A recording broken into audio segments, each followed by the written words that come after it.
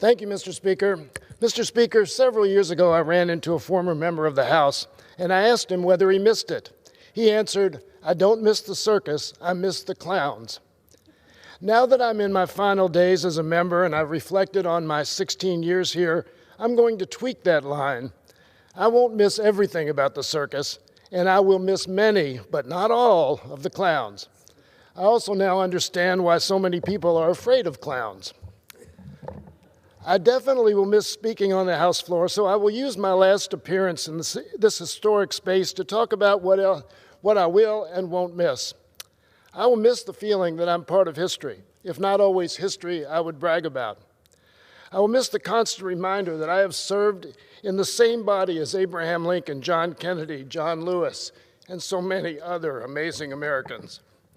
I will miss the serious, thoughtful, and often noble discussions about how we can make a positive difference in the lives of so many Americans, even if we rarely make as big a difference as we'd want. And I will miss the give and take of policy debates, even though I know there was never a chance the debates would change anyone's mind. On the other hand, I won't miss the reality that most of our rhetorical firepower is preaching to our respective choirs, and that too much of what we say comes from the devils and not the angels of our natures. I won't miss the constant emphasis on raising money and the apparent conviction of some that only gobs of money can persuade enough voters to win elections. I won't miss the frustrating reality that we rarely move quickly enough to deal with the challenges of a fast-moving world, and the fear that if this body doesn't figure out how to work more expeditiously, we will continue to frustrate our citizens. I will miss many of my colleagues, some of whom are now among my best friends, and yes, even some from across the aisle. They have broadened my perspective and reinforced my belief that with all our flaws, we are essentially decent and caring people who try to find better ways forward for our country. I respect them and thank them for their service and friendship. They are definitely not clowns. I have so many other people to thank as I leave this body. Of course, I must thank my family for encouraging me to do this work and for excusing me for missing so much of their lives. And in recent years, my grandsons, JD and Rory, for being constant reminders that what we do here has implications far beyond the moment. I will be eternally grateful to the people of Louisville who have given me the extraordinary honor and responsibility to represent them here.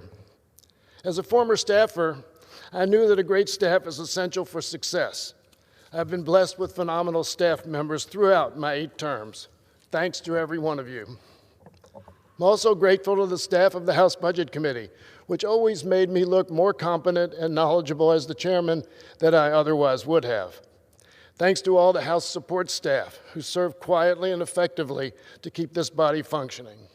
Thanks to the Capitol Police who protect and defend us and who showed the world on January 6, 2021, how brave and selfless they are. Thanks to all my committee chairs and ranking members whose examples kept me from screwing up any more than I did.